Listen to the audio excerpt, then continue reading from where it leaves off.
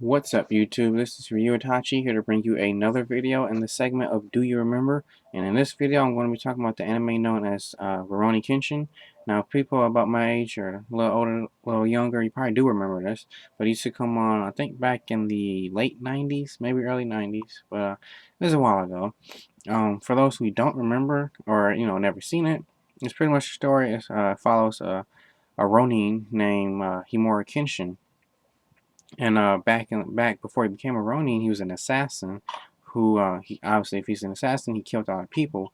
But then one day he decided to turn over a new leaf, and he picked up a sakbakto, or if I'm pronouncing that right, it's just a reverse blade sword. So he wanted to fight for the weak. In order to fight for the weak and not kill, he obviously had to get the reverse blade sword, so he could continue to fight.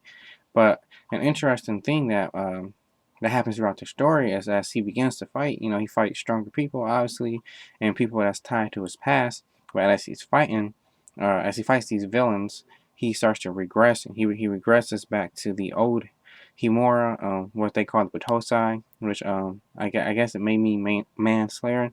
So the more and more he fights, and like the longer the fight goes, the more he regresses. And an example of that is I think about like episode 29 or so. He fights like a previous enemy known. His name is Saito Hajime. Back when he was an assassin, Saito fought for the Shinsengumi, which was kind of like a police figure, somewhat, aka bullies. But so he fights him now in the future, where Saito is working for the police. He's a government dog, pretty much. So as him and Kenshin are fighting, the more and more it goes on, they both actually start to regress. You see Kenshin, for some reason, I never really explained this, but his eyes actually change colors. They turn yellow, and then he gets way more serious. And Saito, he's always serious, but he just becomes a little deadlier. But so as the fight goes on, they regress so much that they're here in the present, but they're fighting back in the day when they were enemies, assassin and Shinsengumi. And this is one, and Kenshin is a nice person. He's trying to protect people, but as he regressed back to Batosai, which means manslayer or something, um, Saito, there's this one scene. He was like, I'm gonna take off your head, or I'm gonna kill you." And then Himura's like, "I thought that was my line." So that just, it shows how he regressed so much in the fight. So that's what I'm trying to explain. It's just that the more a person has connect to his past, the more he has to fight his regression towards it. Like, it's almost like Kenshin has like a split personality, and he's trying to kind of like if you watch Bleach, how the Hollow kind of wants to take over Ichigo. That's kind of how it is with Kenshin. It's like, yeah, although Kenshin is one entity, it's like he's more Kenshin. He's trying to fight for the weak, fight for those who can't defend themselves. But the more he fights, and the more he fights stronger people and people that's connected to his past, the more he regresses and becomes the manslayer who kills. Even in, I think, like episode 3 or 4, this one guy, he was a manslayer. He took Himura's friend, later girlfriend. I forget her name, but he took her and he was about to kill her, and then he regressed again, and he beat him easy, but he switched his blade over, and he was about to kill the guy, and like he was like an inch from the neck. And then he progressed back to the regular Himura. Now those are just like two scenes that kind of shows you that his battle against himself and the enemy. But it's kind of more to it. I mean, the anime is taking place, I think, at the beginning of the Meiji Restoration, which, for those people who don't know, is pretty much when Japan formally became more westernized. So Kenshin was okay with it. I mean, he wanted peace. Like, that was his ultimate goal.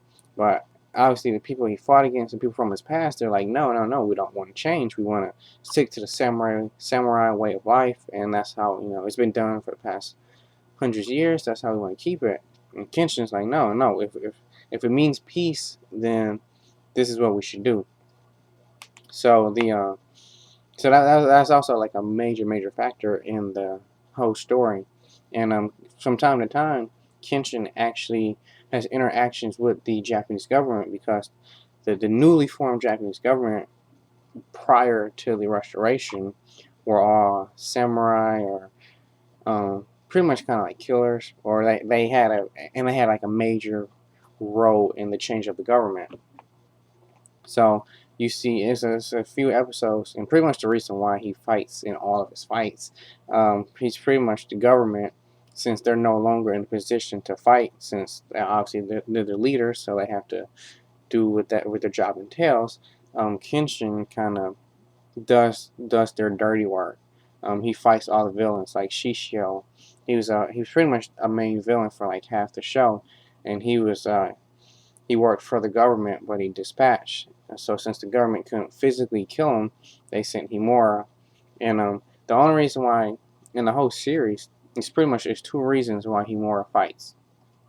One is it starts off, one is peace. Like the whole reason why he even changed from stop becoming an assassin and come and pick up his reverse blade sword was so that he could help create a new peace, because he was tired of the bloodshed. I mean, if you watched the OVAs, I don't really know if they're canon or not, but he from the age of like 4, he seen like his adoption family killed, and he picked up the sword. So like he's known nothing but war.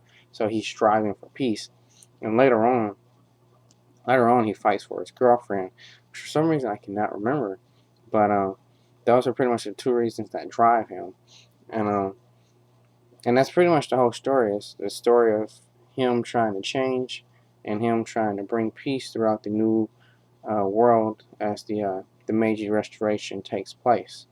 And so that's pretty much it for the video. I hope you liked it. If you remember the series, feel free to comment on anything that you remember. Comment on the video that I did. Don't forget to like it and share it. And if you like these videos or anything else I do, don't forget to subscribe. And this is Ryu Itachi signing out.